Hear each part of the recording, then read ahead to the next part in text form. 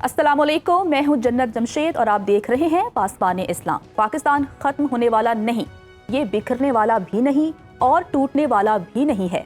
ये अल्फाज हैं भारतीय खुफिया एजेंसी रॉ के साबिक चीफ ऐसे दौलत के, जिनका ये भी कहना है कि मोदी पाकिस्तान को आलमी सतह पर तनहा करने में नाकाम रहे। आज इंडिया खुद आइसोलेट हो रहा है। ऐसे दौलत ने पाकिस्तान से मुज़ाकरात का मुतालबा भी किया। नाजरीन, 2016 में भारत ने पाकिस्तान मुखालिफ मोदी डॉक्ट्राइन को तरतीब दिया। मोदी डॉक्ट्राइन के 4 अहम निकात थे। नंबर 1, पाकिस्तान से दो तरफा ताल्लुकात मुनक़ता करना। नंबर 2, पाकिस्तान को इलाकाई और आलमी सतह पर तनहा करना। तीसरा नुक्ता था कि पाकिस्तान पर सरहद पार दहशतगर्दी के इल्ज़ाम लगाकर नाम नेहाद सर्जिकल स्ट्राइक को मामूल बनाना। और चौथा पॉइंट था कि गोदी मीडिया के जरिए भारत की फौजी, मौशी और आलमी बर्तरी का बयानिया घड़ना और पाकिस्तान को खिते में गैर अहम साबित करना। लेकिन मई 2025 के 4 दिन और 88 घंटे टर्निंग पॉइंट साबित हुए। भारत ने पाकिस्तान पर जारहियत की तो बांग्लादेश, नेपाल, भूटान, अफगानिस्तान, मालदीव और श्रीलंका में से किसी मुल्क ने भारत की हिमायत नहीं की। मार्का हक में तेज रफ्तार फौजी एक्शन ने भारत की फौजी बर्तरी का दावा खाक में मिला दिया। पाकिस्तान की जारहाना सिफारतकारी की वजह से भारत आलमी फोरम्स का बैक बेंचर और 12वां खिलाड़ी है। ये दलील है भारत के खुद साख्ता घमंड के जेर असर नाकाम सिफारतकारी की। इसी तनाजुर में अगर हम जायजा लें तो भारत से उठने वाली उन आवाज़ों का जो पाकिस्तान से मुज़ाकरात की खिड़की खोलने का मुतालिबा कर रही हैं। इसी तमाम तर मामले पर बात करने के लिए हमारे साथ मौजूद हैं ब्रिगेडियर रिटायर्ड हारिस नवाज साहब, दिफाई तज्ज़ियाकार हैं। सर, बहुत शुक्रिया वक्त देने के लिए। ब्रिगेडियर साहब, भारतीय रॉ के जो साबिक चीफ हैं ऐसे दौलत ने, उन्होंने कहा है कि भारत ना पाकिस्तान को तोड़ सकता है, ना पाकिस्तान जो है बिखर सकता है। पाकिस्तान एक बड़ा मुल्क है, उनसे मुज़ाकरात होने चाहिए। आप क्या तबसरा करेंगे? देखें, वो रियलिटी की बात की, रॉ के चीफ भी हैं और बड़े बैलेंस भी हैं और दौलत जो है ये इन्होंने बात भी सही की है कि देखें भारतीय के और ख़ास तौर पे अब मार्के हक के बाद पाकिस्तान ने अपना लोहा दुनिया में मनवा लिया कि पाकिस्तान एक बहुत ही रिस्पॉन्सिबल मैच्योर न्यूक्लियर मुल्क है। हमारी फौज बहुत लड़ाका और बैटल हार्ड है और इंडिया उतना ही उसकी फौज नकारा, अनट्रेन, अनप्रोफेशनल है और इंडिया बहुत इमेच्योर, इररिस्पॉन्सिबल न्यूक्लियर मुल्क है जो हमसाया मुल्क पे एक बहाना करके एक न्यूक्लियर मुल्क पर अटैक कर देता है। तो और फिर उसके बाद आपके सामने अमेरिकन की कैसे पाकिस्तान की तारीफ कर रहे हैं, हर वक्त प्रेसिडेंट तारीफ करते हैं हमारे फील्ड मार्शल की, प्राइम मिनिस्टर पाकिस्तान की, फिर हम पीस कीपिंग में जो अहम किरदार अदा कर रहे हैं। आपके सामने दुनिया को काम नहीं कर सकी जो हमने की है सफारत करी। मिलिट्री डिप्लोमेसी में फील्ड मार्शल का कोई कंपैरिजन नहीं है, बल्कि वो उसे इवन वो जो पोलिटिकल डिप्लोमेसी है उसमें भी उन्होंने बहुत अच्छा किरदार अदा किया। वो पर्सनल ईरान से भी बात करते हैं, प्रेसिडेंट ट्रम्प का उन पर ट्रस्ट है, कॉन्फिडेंस है। तो ये चीज़ें देखी जाए तो अब इंडिया को समझ आनी चाहिए कि India should learn to live peacefully with N neighbouring country, particularly Pakistan जो एक बहुत ही दोनों न्यूक्लियर पावर्स हैं। और लेकिन इंडिया को एक बात समझ आनी चाहिए कि पाकिस्तान किसी हालत में भी निगोशिएट बातचीत के लिए हम उनसे बात नहीं करेंगे जब तक कश्मीर उस एजेंडे में शामिल नहीं होगा। क्योंकि इसने जिस तरीके से 2019 में जबरदस्ती कब्जा किया है इलीगली इंडियन जम्मू कश्मीर के ऊपर 370 को वो किया, फिर 35A को किया और वहाँ पर कब्जा करके बैठ गया, ये आज ये यूनाइटेड नेशन की चार्टर की खिलाफ वर्जी है। नंबर 2, बायलैटरल जो बात हुई थी उसमें भी वो खिलाफ वर्जी की, ना पाकिस्तान डिस्कस किया, यूनाइटेड जाके कब्जा कर ली। सो अब जो पाकिस्तान की पोजीशन है, India will have to come and sit with us, बात करे, चाहे वो आप अपने हमारे साथ बैठते हैं, ये लाइन ऑफ कंट्रोल की बात करे, कश्मीर के ऊपर बात करे, सरकारी की बात करे, बात करे, we all are ready to talk, but Kashmir has two part of it. बिल्कुल। अच्छा सर, अगर हम भारतीय एजेंसी रॉ के साबिक चीफ की बात करें, उसके अलावा RSS के जो सेक्रेटरी जनरल समेत जो भारतीय सहाफ़ी हैं, बड़ी तादाद में जो तज्ज़ियाकार हैं, जो लिबरल वॉइसेस हैं भारत की, वो सब हुकूमत से मुतालबा कर रही हैं कि पाकिस्तान से मुज़ाकरात होने चाहिए। तो आपको क्या लगता है कि एकदम से अगर मुज़ाकरात की खबरें आ रही हैं, हर कोई मुज़ाकरात की बात कर रहा है, तो एक कोई नई डेवलपमेंट होने जा रही है? क्योंकि हमने देखा कि अमन की आशा जब ये पूरी कैंपेन चली थी तो मुज़ाकरात हो रहे थे। क्या दोबारा से इस किस्म की कोई कैंपेन शुरू हो सकती है? देखें, जिस तरीके से भारत ने फॉल्स फ्लैग ऑपरेशन करके पाकिस्तान में हमला किया, दुनिया में इसकी बदनामी हुई, मुँह काला हुआ, जग रसाई हुई, पाकिस्तान इस खत्े का रीजनल स्टेबलाइजर बन गया, आज हर जगह हमारी इज्जत होती है, तो अब इंडिया के पास और कोई ऑप्शन नहीं है।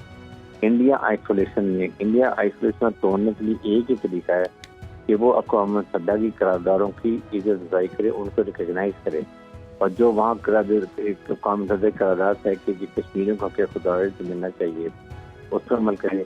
फिर एक रिकगनाइज इंडिया हमेशा कर रहा है कि ये बायलैटरल इशू हम इसको बायलैटरली रिजॉल्व करेंगे। They should sit with Pakistan और कश्मीर के ऊपर बात करें। अगर ये कहीं कश्मीर टूट लेंगे तो ये इस अनएक्सेप्टेबल, अनडिजायर्ड, और ये कभी भी नहीं होती, और पाकिस्तान से कभी कॉम्प्रोमाइज नहीं करता। कश्मीर हमारी शारा गया, कश्मीरी हमारे बहन भाई हैं, हम उनके लिए हर वक्त उनकी आवाज़ बन के खड़े हैं।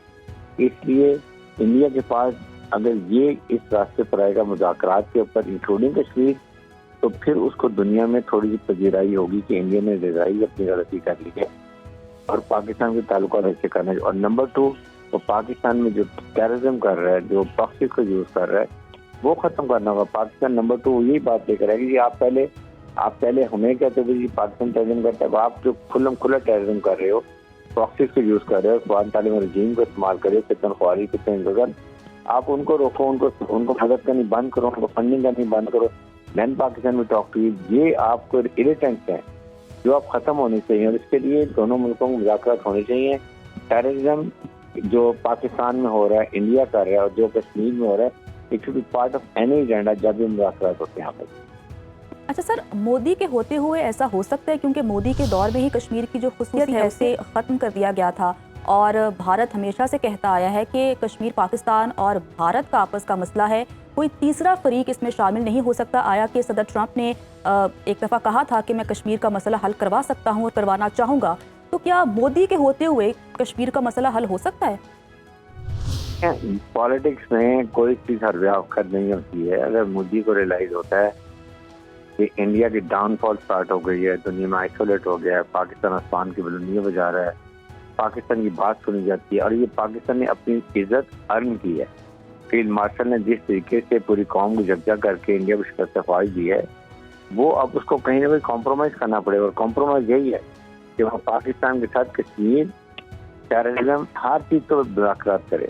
Let's sit down like a good neighbours, और आप नेबर्स इकट्ठे होंगे तो बड़ा ये बॉन्डिंग तो चेंज नहीं हो सकती।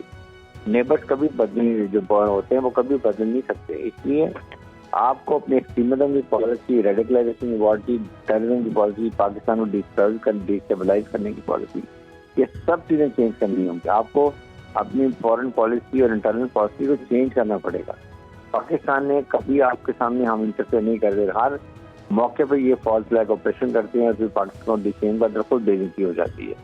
इसलिए मैं ये बात करता हूँ कि ये इनकी कंपल्शन है कि अगर पाकिस्तान से बात करनी है तो कश्मीर और टेररिज्म, इंडिया जो पाकिस्तान में कर रहा है, ये दोनों पॉइंट है पार्ट ऑफ एजेंडा, तब मुज़ाकरात हों।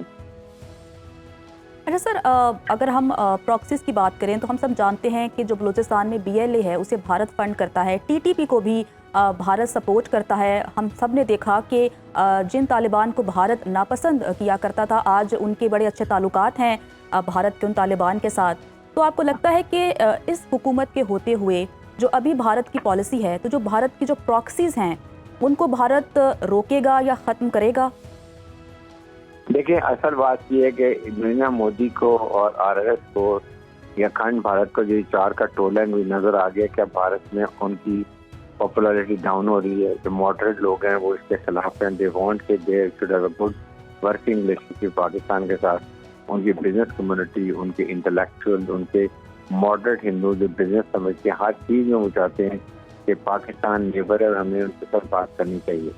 और वो ऐसा से पॉपुलर, और अभी अपनी स्टाफ से नुकसान हो रहा है, जो डाउन हो रही है, उसको बचाने के लिए यही इसके बाद ऑप्शन है कि वो पाकिस्तान में मुज़ाकरात करे और उनको मैसेज है कि नहीं, हमारी अब एक्सट्रीमिज्म पाकिस्तान में ख़त्म कर दी है, हम अखंड भारत से निकलते हैं, हम सेकुलर भारत की बात करें जो एक का कॉन्स्टिट्यूशन में लिखा हुआ है, तो फिर ये मुज़ाकरात हो सकते हैं। इससे इनकी जीती साथ भी बेहतर होगी और हो सकता है कि अगले टेन्योर तक बच जाए। अदर मेरे ख्याल में कि 6 महीने के अंदर आप देखें लोग किस खड़े होंगे और ये इनकी हुकूमत गिर जाएगी। अच्छा सर, अगर हम मोदी की बात करें तो हम सब जानते हैं कि मोदी की मकबूलियत में कमी वाक़ई हुई है, मोदी को हज़ीमत का सामना करना पड़ा है। अगर हम इंडिया की बात करें तो वहाँ पर भी जो मोदी की मकबूलियत है उसमें खासी कमी हुई है। ये मुझे कहिएगा कि BJP کو ریپلیس کر دے گی کانگریس؟ کیا آنے والے الیکشنز میں کانگریس اپنی حکومت بنا پائے گی؟ دیکھیں جس طریقے سے ان کی پاپولیرٹی ڈاؤن ہوئی، اگر آپ کو یاد ہے پچھلے الیکشن میں 2 سال پہلے ان کا نعرہ تھا کہ اب کی بار 400 پار، مطلب دے تھاٹ کہ ہم 400 ہمارے ایم این اے جیتیں گے، اور یہ سمپل میجورٹی بھی نہیں لے سکتے، ان کو کولیشن گورنمنٹ میں جا کے گورنمنٹ بنانی پڑی، اس سے ان کی پاپولیرٹی کا اندازہ لگا لیں۔ اور اس کے بعد جو اب ان کو مار کے کے بعد جو ان کے منہ کالا ہوا ہے، جس طریقے سے دنیا میں ان کی بےعزتی ہوئی ہے، یہ آئسولیٹ ہوئے، پاکستان آسمان کی بلندیوں میں چلا گیا، چھوٹے ملک سے بڑے ملک کو 5 گنا بڑے ملک کو شکست پاس کی، اور اس کے بعد جس طریقے سے امریکن کی پالیسی مائنڈ چینج ہوا اور وہ پاکستان کی تعریف کرتے ہیں، اس کو دیکھتے ہوئے یہ اب نہیں چل سکتے۔ 100% آئی ایم کنوینس کہ اگلے الیکشن میں یہ بی جے پی نظر نہیں آئی، ابھی کانگریس اور اس کے ساتھ جو کولیشن پارٹی ہے وہ مل کر حکومت بنائیں گے، اور یہ انڈیا کے لیے بھی بہت بہتر ہے اور پاکستان کے لیے بھی بہتر ہے، کیونکہ اب وقت آ گیا کہ جھگڑے لڑائیاں کو چھوڑ کے آپ بیٹھ کے تصفیت جو مسئلے ہیں ان کو حل کریں، بیٹھ کر کراس ہو، جتنی لڑائی ہو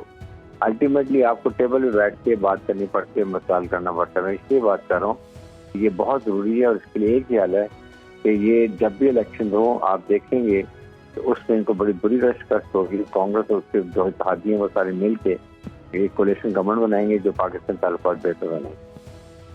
اچھا سر، تو کوئی دوسرا تیسرا ملک فریق بن سکتا ہے دونوں ملکوں کے مذاکرات کے درمیان؟ پاکستان ہمیشہ کہتا ہے کہ چاہے پریزیڈنٹ ٹرمپ ہو یا سیکرٹری جنرل ہو قوم متحدہ کے یا کوئی اور ملک ہو، Pakistan is always willing. India جو کہتا ہے کہ ہم مذاکرات کسی اور کو شامل نہیں کریں گے، ہم بیلیٹل کریں گے، اس لیے کہ اس کے دل میں کھوٹ ہے، اس کی نیت خراب ہے، اور اسی وجہ سے آپ دیکھ لیں کہ اس نے زبردستی یونیلیٹری قبضہ کیا کشمیر پہ، جو کہ نہ کشمیری عوام اس کو ایکسیپٹ کریں گے، نہ پاکستان ایکسیپٹ کرے گا، نہ یونائٹڈ نیشن ایکسیپٹ کر سکتی، کیونکہ ان کے ریزولوشن میں ہے کہ کشمیر کا حق خودارادیت ملنا چاہیے، اس کو ان کا حق بنتا ہے۔ ان وجوہات سے میں آپ کو بتا رہا ہوں کہ یہ انڈیا کو اس کو ہر حالت میں ٹیبل پہ آنا پڑے گا۔ کشمیر اور پاکستان میں جو ٹیررزم کر رہا ہے، دونوں چیزوں کو بیٹھ کے ریزالو کرنا پڑے گا، تبھی مسائل حل ہوں گے، اور اس ریجن میں جو تقریباً بہت بڑی آبادی ہے ساؤتھ ایشیا کے اندر، اس کو چین ملے گا اور یہاں پر جنگ بادل ختم ہو جائے۔ اچھا سر، آخر میں بتائیے گا کہ ہم نے دیکھا ہے کہ بھارت اونچے ہتھ کنڈوں پر اتر آتا ہے، اب پانی بند کرنے کی باتیں کرتے ہیں، ہم نے دیکھا پچھلے سال ایسا ہی ہوا کہ پانی بند کر دیں گے یا پانی بہت زیادہ چھوڑ دیں گے، پاکستان میں سیلابی صورتحال پیدا ہو جائے گی، تو پانی کا مسئلہ مذاکرات کی میز پر آنا کتنا ضروری ہے؟ بہت ضروری ہے، اور اس لیے اس کا کوئی جھگڑا بھی نہیں۔ دیکھیں یہ انڈس واٹر ٹریٹی میں ڈیسائیڈ ہوا ہوا ہے کہ یہ جو پانی کا مسئلہ ہے، 3 جو ہیں ایسٹرن ریور انڈیا کو جائیں گے، ویسٹرن ریور پاکستان کو آئیں گے، ان کو پانی روکا بھی نہیں جائے گا، یہ ڈیسائیڈڈ ہے، اور اس کے اوپر اگر انڈیا چینج کرے گا تو وہ دونوں ملکوں میں باہمی رضامندی سے ہوگا، اور اس کے اندر ورلڈ بینک گارنٹر ہے۔ اس سے میں بات کروں کہ اگر یہ کسی وقت بھی کرتا ہے تو وی ول ٹیک اٹ ایز اے، اور یہ فیلڈ مارشل اسمبلی نے بھی ڈی آئی پی نے بھی بارہا یہ بات کی کہ وی ٹیک ان ایکٹ آف وار، اور ہم انڈیا کے اس ڈیم کو نیست و نابود کر دیں گے جو پاکستان کے 240 ملین لوگوں کا پانی روکے تھے۔ یہ ہماری سروائیول کی جنگ، یہ ہماری فوڈ سیکورٹی کی بات ہے، اس لیے there is no compromise, we will never compromise, اور یہ انڈیا ڈیئر ناٹ، اگر کرے گا تو پوری دنیا تماشا دیکھے گی انڈیا کا کیا ہم حال کرتے ہیں۔ چلیں، اچھی بات ہے، مذاکرات ہونے چاہیے، امن کی بات پاکستان پہلے دن سے کرتا آیا ہے، اور اب بھی پاکستان کہتا ہے کہ ہم تو مذاکرات کرنا چاہتے ہیں، لیکن مودی کی وہ پالیسی سامنے آ جاتی ہیں جو کہ صرف جنگ کی بات کرتی ہیں، دشمنی کی بات کرتی ہیں، نفرت کی بات کرتی ہیں، لیکن پاکستان کا ایک ہی پیغام ہے، امن امن اور امن۔ ہمارے ساتھ موجود تھے بریگیڈیئر ریٹائرڈ حارث نواز صاحب، سر بہت شکریہ وقت دینے کے لیے، واپس آئیں گے ایک بریک کے بعد، ہمارے ساتھ رہیے۔ ویلکم بیک ناظرین، پاکستان اور سعودی عرب کے درمیان دفاعی معاہدے کے بعد مشرق وسطیٰ میں 2 طرفہ تعلقات کی ایک اور اہم مساوات بننے جا رہی ہے۔ میری مراد متحدہ عرب امارات اور بھارت کی تازہ ترین ڈیفنس ڈیل سے ہے، جس کے مطابق بھارت متحدہ عرب امارات کے فوجیوں کی تربیت کرے گا۔ دونوں ملکوں کے درمیان مشترکہ فوجی مشقیں ہوں گی، انٹیلیجنس اور معلومات کا تبادلہ ہوگا، اور سمندری دفاع میں 2 طرفہ تعاون بڑھایا جائے گا۔ اگر مشرق وسطیٰ کے کینوس کو ذرا بڑا کر کے دیکھا جائے تو اس میں ہمیں اسرائیل بھی نظر آئے گا۔ گزشتہ دنوں اسرائیلی وزیراعظم کے آفس سے جاری ہونے والی پریس ریلیز میں دعویٰ کیا گیا تھا کہ اسرائیلی وزیراعظم نیتن یاہو نے ایران جنگ کے دوران متحدہ عرب امارات کا خفیہ دورہ کیا، جبکہ متحدہ عرب امارات کی جانب سے خبر کی تردید کی گئی۔ خبر کیوں جاری کی گئی اور تردید کیوں آئی، اس پر بات کریں گے۔ اور خلیج میں پانیوں میں ابھرتے ہوئے اسرائیل انڈیا متحدہ عرب امارات کے تعلقات پاکستان کے لیے کتنا بڑا چیلنج ہو سکتا ہے؟ ہمارے ساتھ موجود ہیں پروفیسر حسین عالم صاحب۔ السلام علیکم سر۔ سر کہیے گا کہ متحدہ عرب امارات اور بھارت کے درمیان ڈیفنس ڈیل کی وجہ کیا ہے؟ کیا اسرائیل متحدہ عرب امارات اور انڈیا مل کر مشرق وسطیٰ میں ایک طاقتور بلاک بنانے جا رہا ہے؟ مجھے یوں لگتا ہے کہ حالات جیسے پہلے چل رہے تھے اس سے بالکل 90 ڈگری ڈفرینٹ ہونے جا رہے ہیں۔ بلاک کا تو میں کچھ نہیں کہہ سکتا ابھی سر دست، لیکن مجھے یہ پتا ہے کہ وہ ساری چیزیں جن کے اوپر متحدہ عرب امارات اور مشرق وسطیٰ کی صورتحال بنی تھی وہ اب بدلنے جا رہی ہیں۔ مثلاً کرنسی سوائپ کی بات ہوئی، بے شمار پروفیشنلز وہاں سے نکل گئے، ڈالر کی جو پیٹرو ڈالر فارمولا ہے اس کے اوپر سعودی عرب کے ساتھ جو اختلاف ہے یو اے ای کا اور پھر اس کا اوپیک میں سے نکل جانا، تو جب معاشی طور پر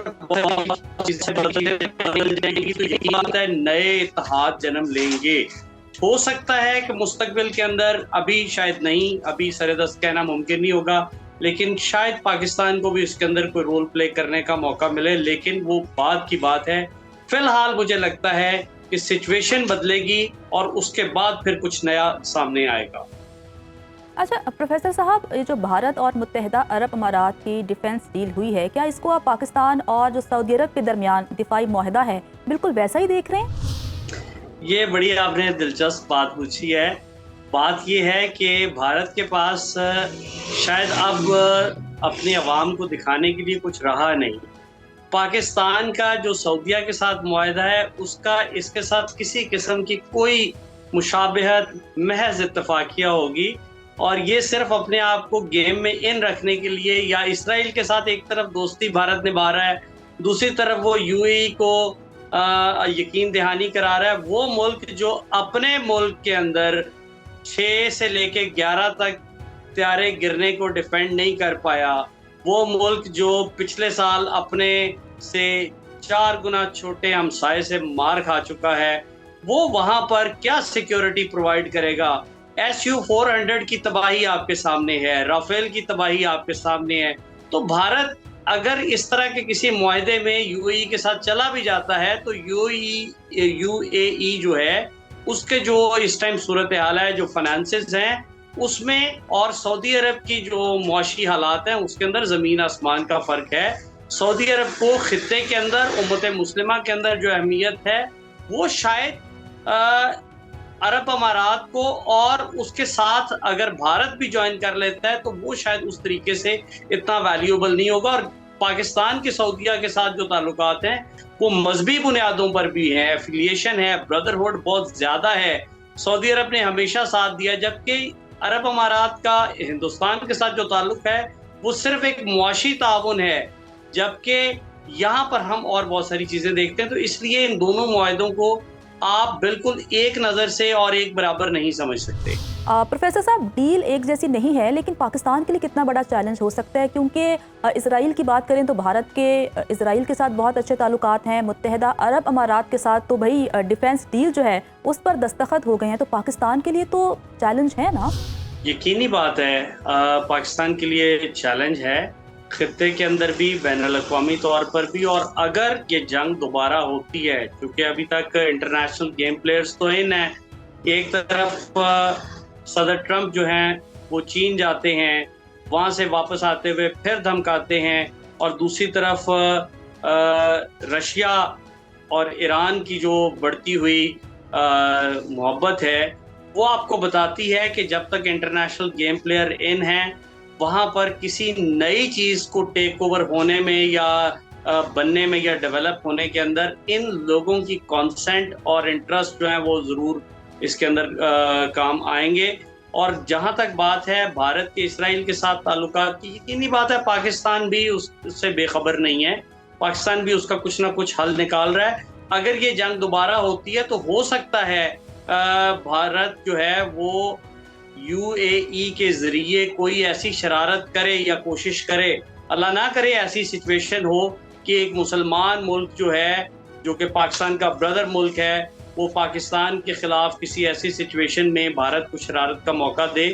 لیکن اگر ایسا ہوگا تو یقینی بات ہے پاکستان کے لیے مسلمان ملک ہونا بہت ویلیویبل ہے UAE کا، لیکن سچویشن جو ہے وہ بگڑ جائے گی. لیکن وہ پروفیسر فائنینشیل صاحب بھی اگر ہم ہوگی ایک اور شاطر کھلاڑی کی وہ بات کریں، اسٹریٹجک. بالکل آپ صحیح فرما رہے ہیں، لیکن ایک شاطر کھلاڑی ہے اسرائیل. جیسا کہ آپ نے کہا کہ پاکستان نے تو ہمیشہ امن کی بات کی ہے اور جتنے بھی مسلم ممالک ہیں پاکستان کے بڑے اچھے تعلقات ہیں، لیکن ایک شاطر کھلاڑی ہے اسرائیل.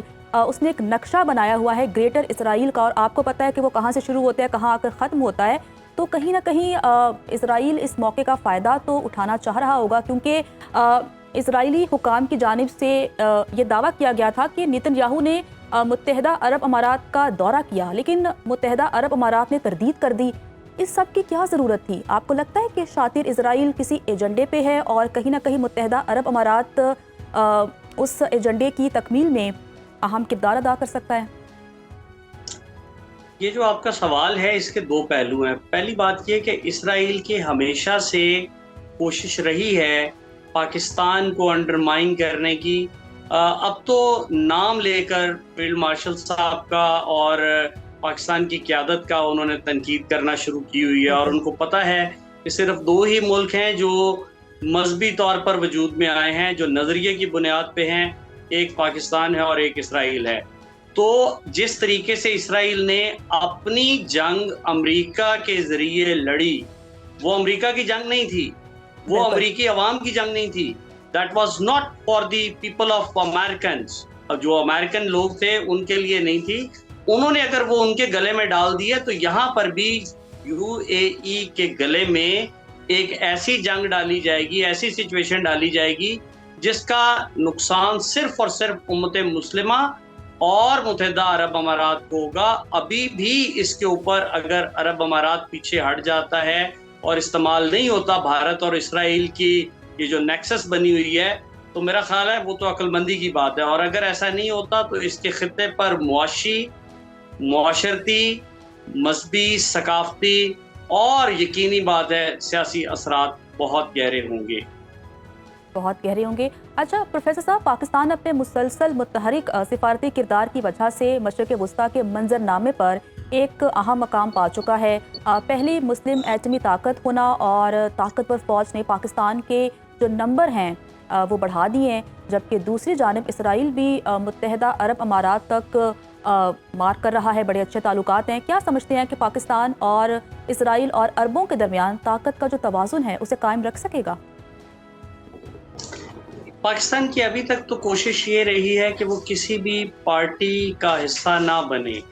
پاکستان نے پچھلے سال سے اس خطے کے اندر جو ریلیونس، جو ایک متعلقہ ہونا ثابت کیا تھا، ریلیونٹ ہونا ثابت کیا تھا، وہ ابھی تک تو قائم ہے. لیکن اگر کوئی ایسی سچویشن بھارت اور اسرائیل کے گٹھ جوڑ سے بن جاتی ہے جس میں پاکستان اور ایک مسلمان ملک کو جس کا ہم نام نہیں لیتے، اگر اس کے خلاف کھڑا ہونا پڑتا ہے یا ان کی سرزمین ہمارے خلاف استعمال ہوتی ہے، تو یہ ہمارے لیے بہت بڑی آزمائش ہوگی. میں پہلے بھی عرض کر چکا ہوں کہ جس طریقے سے اسرائیل نے امریکہ کے گلے کے اندر یہ جنگ ڈال دی، اسی طریقے سے بھارت کی اور اسرائیل دونوں کی مل کر کوشش ہوگی کہ دو اسلامی برادر ملکوں کے درمیان کوئی ایسی تلخی کھڑی کی جائے جس سے آئندہ آنے والے وقت کے اندر سانپ بھی مر جائے اور لاٹھی بھی نہ ٹوٹے. تو میرا خیال ہے کہ یہ انڈرسٹینڈ کرنے والی بات متحدہ عرب امارات کے لیے بھی ہے، پاکستان کے لیے بھی اور دیگر اسلامی ملکوں کے لیے بھی ہے. ابھی تک پاکستان جو ہے وہ اس کے اندر نیوٹرل رہ کر رول پلے کر رہا ہے، لیکن اگر کسی بھی ملک کی جو انٹرسٹ ہے وہ پاکستان کے خلاف کسی اور ملک کی سرزمین کو استعمال کرتا ہے تو پاکستان کی سچویشن جو ہے وہ پھر اس طرح کی نہیں رہے گی. یقیناً پاکستان اس کے اندر پھر کوئی ایک ایسا مضبوط سٹانس لے گا جو باقی دنیا کو تو شاید ایکسیپٹیبل ہو، لیکن پاکستان کے عوام اور دیگر اسلامی ملکوں کو بالکل ہم چاہتے ہیں کہ وہ موقع نہ آئے کہ پاکستان کو کوئی ایسا سٹانس لینا پڑے جو کہ متحدہ عرب امارات کے خلاف ہو، کیونکہ ہم تو ابھی بھی کہتے ہیں کہ ہمارا دوست ملک ہے اور اپنے تعلقات بہت اچھے ان کے ساتھ رکھنا چاہتے ہیں. ایران کی اگر میں سر بات کروں تو ایران اور متحدہ عرب امارات کے تعلقات بالکل بھی اچھے نہیں ہیں. اب تو باقاعدہ طور پر ایک دوسرے کے خلاف بیانات بھی دیے جاتے ہیں. ایران نے تو دعویٰ کیا ہے کہ متحدہ عرب امارات کی جو زمین ہے وہ ایران کے خلاف استعمال ہوئی ہے، جبکہ متحدہ عرب امارات نے کہا ہے کہ ایران نے سب سے زیادہ اٹیک ہی ان کے اوپر کیے ہیں. تو ان دونوں کے جو آپس کے تعلقات ہیں ان کو آپ کس طرح سے دیکھ رہے ہیں؟ دیکھیں، دونوں کے تعلقات جو ہیں اس کی بنیادی ریزن جو ہے اسرائیل اور فلسطین کی لڑائی ہے.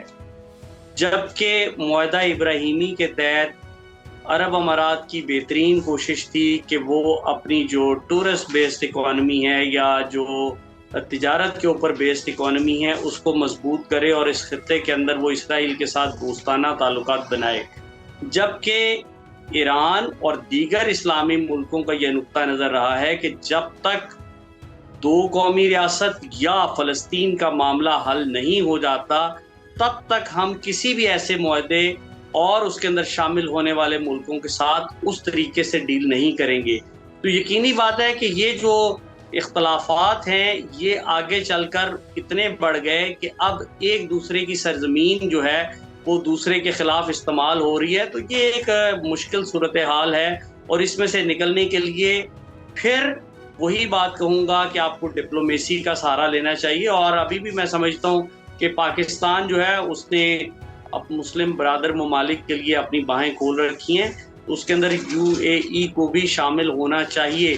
لیکن اگر بھارت اور اسرائیل کے اس گٹھ جوڑ کے اندر اسرائیل کے ہاتھوں کوئی مسلمان ملک استعمال ہو جاتا ہے تو وہ یقیناً امت مسلمہ کا نقصان ہوگا.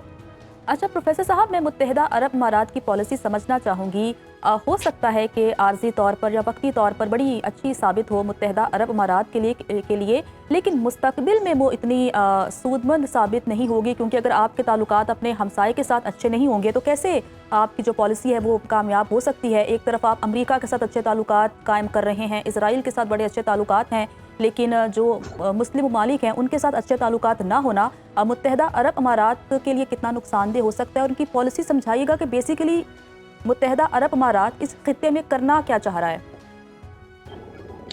میں نے آپ سے عرض کیا نا کہ اس سے پہلے جو سچویشن تھی وہ پیٹرو ڈالر اور تیل کی پیداوار کے علاوہ ایک فری پورٹ کے طور پہ اور ٹورسٹ پلیس کے طور پہ، سیفٹی، سیکیورٹی، بزنس ہب کے طور پہ دبئی اور دیگر جو ریاستیں ہیں وہ اس کے اندر اپنا دنیا کے اندر نام پیدا کر چکی تھی. لیکن اب صورتحال بالکل مختلف ہو چکی ہے. آپ بار بار دیکھ چکے ہیں کہ بہت زیادہ حملے ہوئے، کوئی 58,000 کے قریب لوگ اور پروفیشنل وہاں سے نکل گئے، اور اس کے ساتھ ساتھ کرنسی سوائپ کی بات ہوئی. اس کے علاوہ ڈالر کا جو ریٹ تھا وہ وہاں پر ایکسچینج ریٹ اور باقی چیزیں جو ہیں وہ ڈسٹرب ہوئیں، تجارت ڈسٹرب ہوئی. لوگوں نے جو ایک سیف جگہ سمجھی ہوئی تھی متحدہ عرب امارات، وہاں سے نکلنا شروع کر دیا. تو میرے خیال میں سچویشن تو خراب ہے، اور آنے والے ٹائم کے اندر اگر اس چیز کا ادراک نہیں کرتا متحدہ عرب امارات تو اسلامی دنیا کے اندر بھی اور سعودی عرب کے ساتھ بھی، اطلاعات کے مطابق تو سعودی عرب کے ساتھ بھی ان کے اختلافات بہت زیادہ بڑھتے جا رہے ہیں. اللہ کرے ایسا نہ ہو، پاکستان اس کے اندر کسی قسم کا نیگیٹو رول نہیں پلے کرنا چاہتا، لیکن اگر کوئی ایسی سچویشن آتی ہے تو یقینی بات ہے کہ پاکستان اپنے برادر ملک سعودی عرب کے ساتھ کھڑا ہوگا اور عرب امارات کو سمجھایا جا سکتا ہے. اس کے علاوہ خطے کے اندر دیگر جو اسلامی ممالک ہیں ان کی بھی سچویشن دیکھنی ہوگی کہ وہ کس کے ساتھ کھڑے ہوتے ہیں. تو میرا خیال ہے کہ یہ ایک ایسی سچویشن ہے جس کے اندر عرب امارات جو ہے وہ اپنا نقصان کر سکتا ہے، معاشی طور پر بھی، سیاسی طور پر بھی اور مسلم ممالک میں بھی. اور ایک بات جو میں بہت لازمی سمجھتا ہوں کہ ہمیں ڈسکس کرنی چاہیے وہ یہ کہ آپ کچھ بھی کر لیں، آپ اپنے ہمسائے نہیں بدل سکتے. تو اگر آپ اپنے ہمسایوں کے ساتھ تعلقات بہتر چاہتے ہیں تو ان کے ساتھ بات چیت کریں، اور بات چیت سے حل نکل آتا ہے، جو کہ پاکستان کی بھی پالیسی ہے اور پاکستان اس کے اوپر عمل پیرا بھی ہے. اچھا پروفیسر صاحب، اس تمام صورتحال میں ہم دیکھ رہے ہیں قطر بہت خاموش ہے، قطر کچھ نہیں کر رہا، کیا لگتا ہے آپ کو؟ قطر نے اس سے پہلے بھی بہت ساری جگہوں کے اوپر خاموش سفارتکاری، ڈپلومیسی کا رول پلے کیا، اور آپ نے دوحہ ایکارڈ بھی دیکھی. اس کے علاوہ بھی قطر نے بے شمار دفعہ صبر کا مظاہرہ کیا ہے.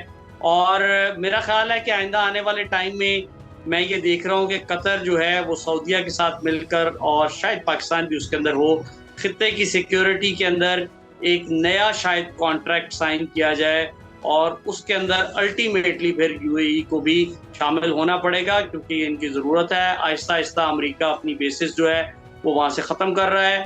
تو میں یہ سمجھتا ہوں کہ آنے والے ٹائم کے اندر قطر جو ہے وہ دوبارہ دوحہ اکارڈ کی طرز کی کوئی اکارڈ پاکستان کے بعد، اگر پاکستان کے اندر نہیں ہوتا تو عرب ملکوں کے لیے شاید جو سینٹر اور ہب بنے گا ڈائیلاگ کا، وہ شاید قطر بنے گا، اور قطر اس کے اندر کام کر رہا ہے۔ یقینی بات ہے وہ خطے کی صورتحال سے پوری طرح باخبر ہیں۔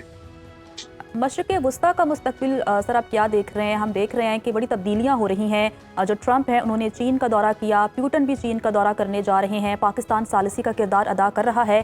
آج بیان آتا ہے کہ ہم مذاکرات کریں گے، اگلے دن بیان چینج ہو جاتا ہے کہ ہم تو بھائی جنگ کی تیاری کر رہے ہیں، ہم نے تو اپنے اہداف سیٹ کر لیے ہیں۔ تو کیا آپ دیکھ رہے ہیں کہ جنگ کے جو بادل تھے جو منڈلا رہے تھے وہ ختم ہو گئے ہیں، یا صورتحال اسی طرح سے کشیدہ ہے؟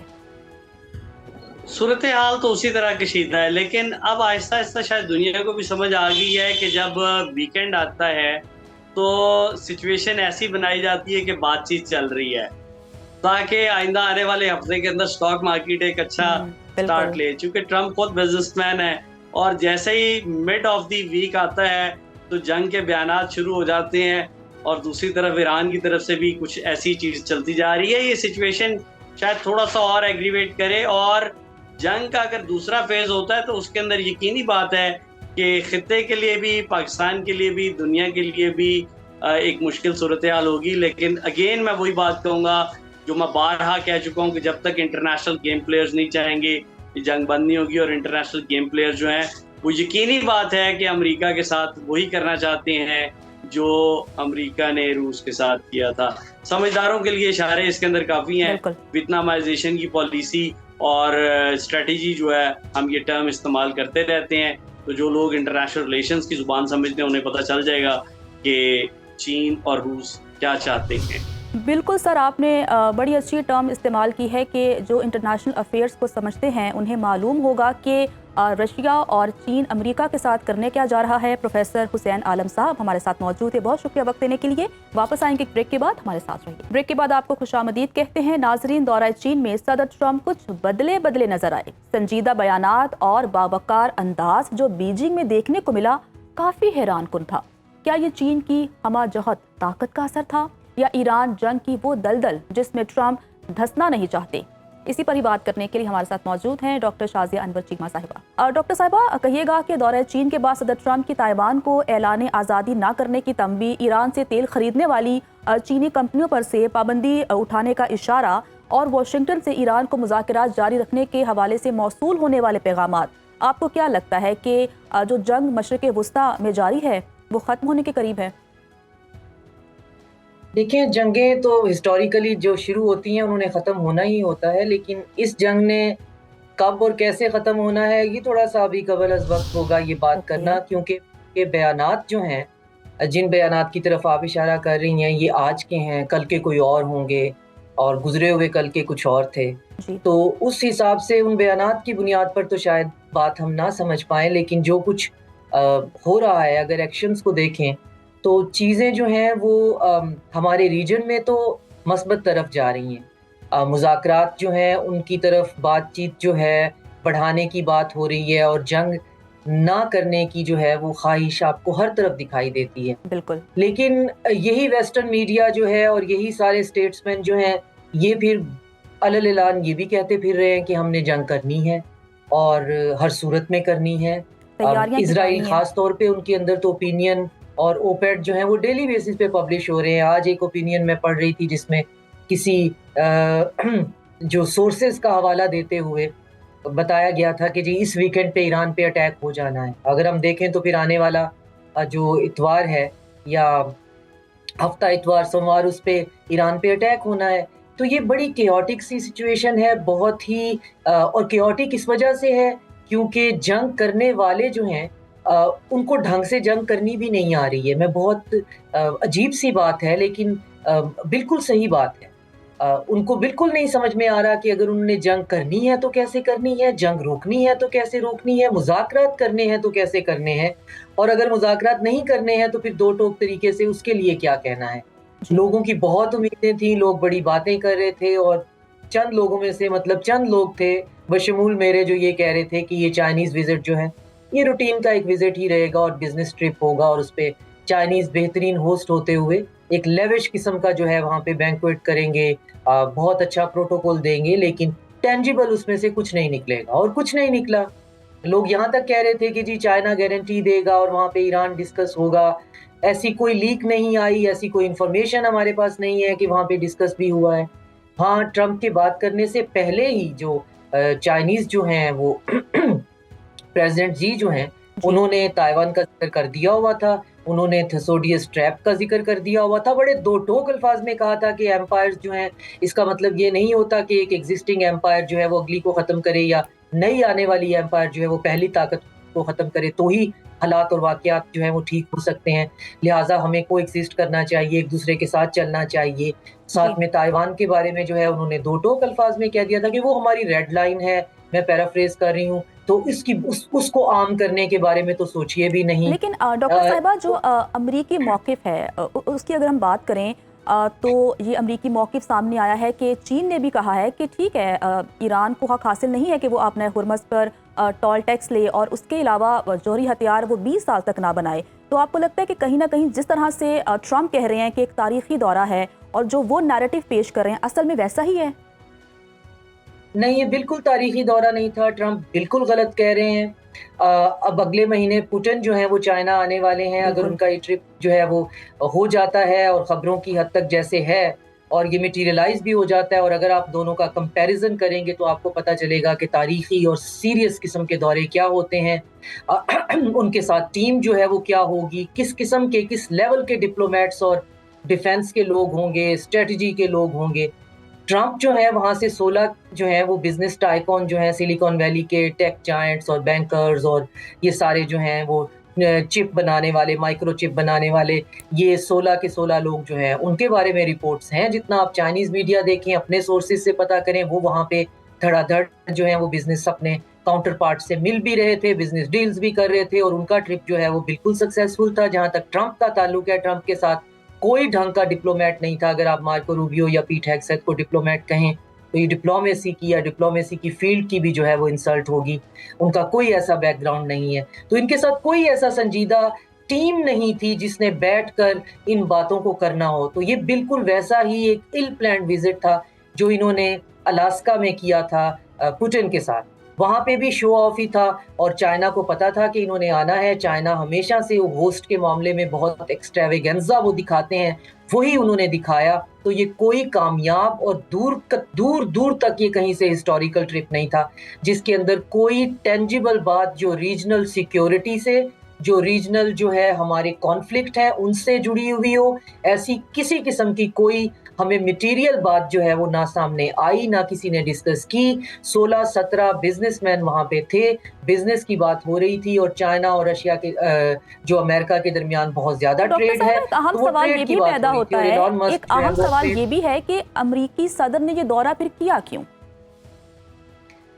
یہ دورہ جو ہے وہ پلان تھا، یہ اس کا ایران کی جنگ سے یا اس سے نہیں۔ اس طرح کے دورے جو ہیں وہ سال اور بعض اوقات 2 سال پہلے سے پلان ہو جاتے ہیں، تو سال پہلے ہم اگر امیجن کر لیں کہ پلان ہو گیا ہوگا، تو یہ دورہ جو تھا یہاں پہ چائنا میں آنے کا، یہ ٹرمپ کے لیے اس لیے امپورٹنٹ تھا کہ وہ یہ بتانا چاہتے تھے کہ میں ایک بڑی طاقت جو ہے اس سے نہ صرف یہ کہ ملنے پر کی خواہش رکھتا ہوں یا ملنے کے لیے رضامند ہوں ان کی، اگر امپیریل ٹون میں دیکھا جائے، دوسرا یہ کہ وہ یہ دکھانا چاہتے تھے کہ دیکھیں چائنیز مجھے کتنا پروٹوکول دیتے ہیں۔ یہ ان کا ایک بہت بڑا، اور اس چیز کو ہم سرفیس لیول پہ بالکل مت لیجئے گا کہ کوئی ملک کا پریزیڈنٹ یہ بھی سوچ سکتا ہے، وہ واقعی یہ سوچتے ہیں۔ گلف کے دورے جو تھے ان کے ہائی لائٹ اگر دیکھا جائے جو انہوں نے بعد میں بات کی، تو وہ یہی تھے کہ کس نے مجھے کیسے ٹریٹ کیا، مجھے کتنا پروٹوکول دیا، مجھے کتنے ٹریلین کا بزنس دیا، یہی وہ یہاں پہ کرنے آئے ہوئے تھے۔ اور یہاں سے وہ ضرور بزنس لے کے گئے ہوں گے، بزنس دے کے گئے ہوں گے، اور ان کو پروٹوکول بے تحاشا ملا، ہم سب نے دیکھا۔ آنکھیں چدھیا دینے والا پروٹوکول ملا، لیکن وہ پروٹوکول بہت سیریمونیل تھا، بہت سمبولک تھا، اور اس کا ہمارے ریجن کی سیکیورٹی سے، ہمارے ریجن کے پرابلم سے کوئی ایز سچ لینا دینا نہیں تھا، کیونکہ چائنیز ان کو بدلے میں کیا آفر کر سکتے تھے؟ یہ کہ ہم آپ کو فیسیلیٹیٹ کرتے ہیں، آپ ہمیں کنٹین کرنے کے لیے جو ہے وہ مزید طاقت فراہم کرتے ہیں، یا ہم آپ کو یہ کہتے ہیں کہ آپ اسٹیٹ آف ہرمز جو ہے اس کو کنٹرول کر لیں اور پھر ہمارے جو ہے وہ چوک کرتے رہیں، ہمارا گلا دبانا شروع کر دیں۔ تو چائنا کو پتا ہے کہ ایران کی جنگ ایک ویکینڈ وار تھی، جو یہ ویکینڈ وار کے لیے آئے ہوئے تھے، اور ان کا خیال تھا کہ ویکینڈ کے اندر پورا ایران جو ہے وہ ٹکڑے ٹکڑے کر کے چھوٹے چھوٹے وار لارڈز کو دے کر، اور وہ جو کلاؤن پرنس ہے وہ اس پر مسلط کر کے، اب پھر ہم اپنی مرضی سے جو چوک پوائنٹ ہے، جو سی روٹ ہے، اسٹیٹ آف ہرمز کے ذریعے سے ہم چائنا کو مزید جو ہے وہ پرابلم کریٹ کریں گے۔ تو یہ نہیں ہو سکا۔ تو چائنا بہترین ہوسٹ ہونے کے ساتھ ساتھ ایسا نہیں ہم سمجھ سکتے کہ وہ بیوقوف ہیں یا ان کو پتہ نہیں تھا کہ امریکہ کی ان کے بارے میں کیا خیالات ہیں، یا امریکہ ان کے بارے میں کیا رائے یا امبیشن رکھتا ہے۔ تو امریکہ تو اسٹیٹ آف ملاکا کے اوپر ٹال لیوی لگانے کے لیے اس کے ساتھ جو کنٹریز ہیں ان کو اکسا رہا ہے کہ آپ ایسا کر لیں۔ ویسٹ جو ہے وہ بیک کر رہا ہے ملیٹنٹس کو، چائنیز کے انٹرسٹ جو ہیں ان کو سیبوٹیج کرنے کے لیے ساحل کے ریجن پہ جو برکینا فاسو ایک اور نیریٹو ہے، وہ نیریٹو یہ ہے کہ جو پہلے ٹاکس ہوئی تھیں ایران اور امریکہ کے درمیان، پاکستان فرنٹ پر تھا، پس پردہ کہیں نہ کہیں چائنا تھا۔ اب چونکہ اس دورے کے بعد کچھ لوگوں کا یہ کہنا ہے کہ اب فرنٹ پہ چائنا ہوگا اور مذاکرات ہوں گے، کیا ایسا ہوگا؟ نہیں، چائنا بالکل فرنٹ پہ نہیں ہوگا۔ چائنا کی نان انٹرونشنسٹ پالیسی ہے، اور ان کا 2050 کا ویژن جو ہے وہ سارے کا سارا اس پہ بیس کرتا ہے کہ انہوں نے ایسا کچھ نہیں کرنا جو ویسٹ کرتا ہے۔ اگر ہم یہ ایک پوائنٹ سمجھ لیں تو ہمیں چائنا کی پوری فورن پالیسی سمجھ آ جائے گی۔ چائنا نے کیٹاگوریکلی کہا ہے کہ دنیا کو ضرورت ہے ایک ایسے سسٹم کی جو پرانے ویسٹرن سسٹم سے بالکل مختلف ہو، پولز اپارٹ ہو۔ تو دنیا میں جا کر لوگوں کے گھروں کے مسائل ٹھیک کرنا، لبرل ڈیموکریسی وہاں لے کے جانا، عورتوں کے اور بچوں کے حقوق دلوانا اور جنگیں کرنا اور دہشت گردیاں ختم کرنا، یہ ویسٹرن سٹائل ہے۔ چائنا بالکل بھی اس فرنٹ پہ نہیں آئے گا، اور پاکستان جو ہے وہ فور رنر کے طور پہ رہے گا۔ اسلام آباد جو ہے اس کا بنیادی جو ہے وہ فوکل پوائنٹ رہے گا، اور اسلام آباد کے اندر ہی وہ تمام چیزیں جو ہیں وہ اس کے بلو پرنٹس تیار ہو رہے ہیں اور ہوں گے۔ جگہ چینج ہو سکتی ہے، وینیو چینج ہو سکتا ہے، اس سے کوئی فرق نہیں پڑتا، لیکن چائنا جو ہے وہ فرنٹ پہ آ کر کسی قسم کی نیگوسیشن کی طرف نہیں آئے گا۔ اور نیگوسیشن جو ہے وہ ہونی کیا ہے، جو میرا خیال تھا کہ نیگوسیشن میں میکسیمم چائنا اتنا ضرور کر دے گا کہ امریکہ کو بتا دے گا کہ ہم آپ کو ایک گریسفل ڈیسنٹ آف ریمپ دے رہے ہیں، اور جس میں 2 پوائنٹس جو ہیں میں بارہا ان کا ذکر کر چکی ہوں کہ اسٹیٹ آف ہرمز کے اوپر کنسورشیم بنانا، اور ساتھ میں JCPOA 2.0 تھوڑے سے رد و بدل کے ساتھ۔ تو ایران جو ہے اس کو بھی ایز سچ اس سے کوئی پرابلم نہیں ہے، ان کو اپنا نیوکلیئر پروگرام رول بیک کرنے سے پرابلم ہے، وہ ایٹم بم یا نیوکلیئر بم تو بنانا بھی نہیں چاہتے ہیں۔ تو چائنا نے اتنا بھی نہیں کیا کہ ان کو صرف یہی کہہ دیتے کہ ہم آپ کو گریسفل آف ریمپ ہی دے رہے ہیں۔ تو ان کو اگر گریسفل آف ریمپ چاہیے تو اس کا راستہ جو ہے وہ اسلام آباد سے ہو کے گزرتا ہے، اور اسلام آباد کے اندر ہی اس پہ کام ہو رہا ہے۔ یہ اپنی جتنی بھی جو ان کی وار مانگرنگ ہے، جو سٹیٹمنٹس ہیں، جو لنزی گرام جو ہیں ان کے بیانات ہیں، جو نیتن یاہو کے بیانات ہیں، جو ہرات میں چھپنے والے اوپینین پیسز ہیں، وہ سارے ایک طرف وہ جنگ کا طبل بجا رہے ہیں، وہ بتا رہے ہیں کہ جی ہم جنگ کے لیے آ رہے ہیں، ہم جنگ کے لیے آ رہے ہیں، لیکن بہت سے ممالک ایسے ہیں جو ابھی بھی دن رات اس کوشش میں لگے ہوئے ہیں کہ یہ جنگ کسی طرح سے ٹالی جا سکے، اور کسی طریقے سے اس مسئلے کا کوئی حتمی حل جو ہے وہ ڈھونڈا جا سکے جس کے اندر ایران کے انٹرسٹ جو ہیں وہ کسی صورت میں کمپرومائز نہ ہوں۔ اچھا ڈاکٹر صاحبہ یہ بتائیے گا کہ اگر ہم ایران کی بات کریں تو دہلی میں جو عباس عراقچی ہیں انہوں نے انڈین میڈیا کو زج کر دیا، انہوں نے کوشش کی باوجود بھارتی صحافی پاکستان اور چین کے خلاف کوئی بیان نکلوانا چاہتے تھے، لیکن اگر ہم ایرانی قیادت کی بات کریں تو بہت ہی سمجھداری سے انہوں نے تمام سوالوں کے جواب دیے۔ اس پر آپ کیا کامنٹ کریں گی؟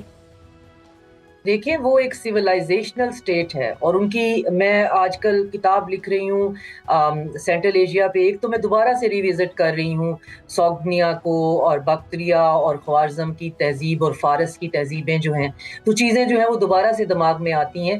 تو یہ ایسی تہذیبیں ہیں جن کی ہزاروں سال کی ہسٹری ہے، ڈپلومیسی کی، جنگوں کی، جنگیں ہارنے کی، جیتنے کی، اور دوست رکھنے کی اور دشمن کو پہچاننے کی۔ تو ایرانیوں سے آپ یہ توقع نہیں کر سکتے کہ وہ احسان فراموشی کریں، دوست اور دشمن کے فرق کو نہ سمجھ سکیں۔ ان کو یہ پتہ ہے کہ پاکستان ان کا خیر خواہ ہے، ان کو یہ پتہ ہے کہ پاکستان ان کا دوست ہے، اور اس جنگ میں بھی، ان حالات میں بھی، پاکستان اتنے پریشر کے باوجود بھی ڈپلومیٹیکلی، یعنی ہم اوپنلی بھی یہ جو ہے صرف یہ بعض ممالک میں ایسا ہو جاتا ہے کہ جی ہم آپ کے ساتھ تو ہیں بیہائنڈ کلوز ڈور، لیکن اپ فرنٹ ہم کچھ اور بیانیہ رکھیں گے۔ پاکستان نے تو دیدہ دلیری کے ساتھ اپنا جو بیہائنڈ دا کلوز ڈور بیانیہ ہے اور جو اپ فرنٹ بیانیہ ہے ایران کے معاملے میں، اس پر سٹینڈ لیا ہوا ہے۔ 6 سے زیادہ زمینی راستے ہم نے ان کی سپورٹ کے لیے کھولے ہوئے ہیں کہ ان کے پاس ہماری پورٹ سے جتنا سامان ہے ان کو کوئی اس طرح کا مسئلہ نہ ہو۔ تو وہ ایسی حرکت کر ہی نہیں سکتے ہیں۔ ان کو پتہ ہے کہ ہم کتنے امپورٹنٹ ہیں، ان کو پتہ ہے کہ ہم ان کے لیے کیا کر رہے ہیں، اور پھر خاص طور پہ ان کی اپنی جو ہے ایک انٹیگریٹی، سیلف ریسپیکٹ، اب ہم اس کا انڈیا سے تو مقابلہ نہیں کر سکتے نا، جن کے پاس نہ عزت نفس ہے، نہ اپنی عزت کا خیال رکھنا آتا ہے، اور نہ کسی اور کی عزت کا ان کو پتہ ہے۔ تو عباس اراچی جیسے سینئر ڈپلومیٹ سے آپ یہ امید بھی نہیں کر سکتے کہ وہ اس طرح کی بیوقوف سٹار پلس قسم کی باتوں کے اندر جو ہے وہ سٹار پلس ایکٹنگ شروع کر دیں گے۔ وہاں پہ بالی ووڈ نہیں چل رہا تھا، وہاں پہ بہت سیریس بات ہو رہی تھی، اور پھر سیریس بات جو ہے اس کو انہوں نے سیریس طریقے سے کیا کہ چائنا جو ان کا محسن ہے اور پاکستان جو ان کا محسن ہے، وہ اس کے بارے میں بات کیسے کر سکتے ہیں؟ اور ہماری جو ٹائز ہیں وہ کوئی آج کی تو نہیں ہے۔ پیپل ٹو پیپل کنیکشن، ہمارا ریلیجیس، ایتھنک، لنگوسٹک، سیولائزیشنل ریلیشن وہ کوئی آج کا تو نہیں ہے۔ اور پھر ہم پیٹھ میں چھرے گھونپنے والے نہیں ہیں، جیسے کہ انڈیا جو ہے اس کی پوری ڈپلومیسی جو ہے وہ اس پہ ٹکی ہوئی ہے کہ آپ زبان سے کچھ اور کہیں، اور جب ٹائم آئے، مشکل وقت آئے، تو اس وقت آپ ایران پہ حملہ کروانے کے لیے اسرائیل جا کے نتنیاہو کو فادر لینڈ اور خود کو مدر لینڈ بنانا شروع کر دیں۔ اور اس حالت میں جب عباس اراچی وہاں پہ اپنی ڈپلومیسی کر رہے ہیں، تو مودی جو ہے وہ یو اے ای پہنچا ہوا ہے، اور وہاں پہ جو ہے وہ اپنی فیمس آکورڈ قسم کی فورسفل پپیاں اور جپیاں جو ہے وہ وہاں سے کر رہا ہے، جو بھی اس کو مل رہا ہے وہاں پہ۔